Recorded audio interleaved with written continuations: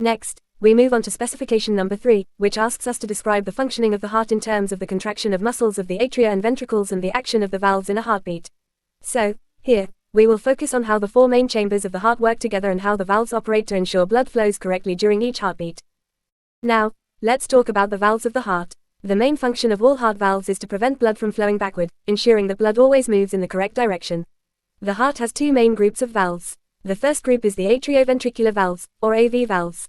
These include the tricuspid valve on the right side, which lies between the right atrium and right ventricle, and the bicuspid, or mitral, valve on the left side, which lies between the left atrium and left ventricle. The second group is the semolina valves, located at the exits of the ventricles.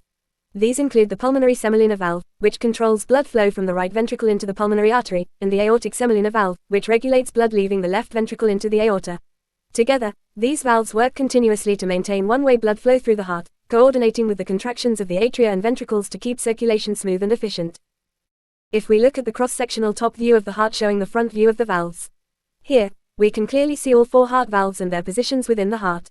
The heart has 4 valves that ensure blood flows in only one direction. The tricuspid valve lies between the right atrium and the right ventricle, while the bicuspid or mitral valve is located between the left atrium and the left ventricle. The pulmonary valve separates the right ventricle from the pulmonary artery, and the aortic valve separates the left ventricle from the aorta.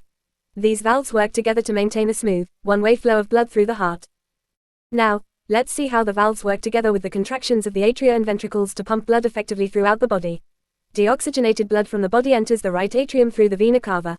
As the atrium fills, it contracts slightly, pushing the blood through the atrioventricular valve into the right ventricle. The right ventricle then contracts, forcing the blood into the pulmonary artery, where the pulmonary semolina valve prevents it from flowing back into the heart.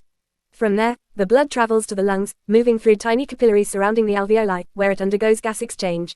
Only low pressure is needed on this side of the heart because the blood is entering delicate capillaries that could be damaged by high pressure. Oxygenated blood then returns to the left atrium through the pulmonary veins. It passes through the atrioventricular valve into the left ventricle, which has thick muscular walls. When the left ventricle contracts, it sends the blood with great force into the aorta, delivering it to the entire body. The aortic semolina valve ensures that the blood does not flow back into the heart. This coordinated action of the chambers and valves ensures continuous, one-way blood flow, maintaining efficient circulation throughout the body.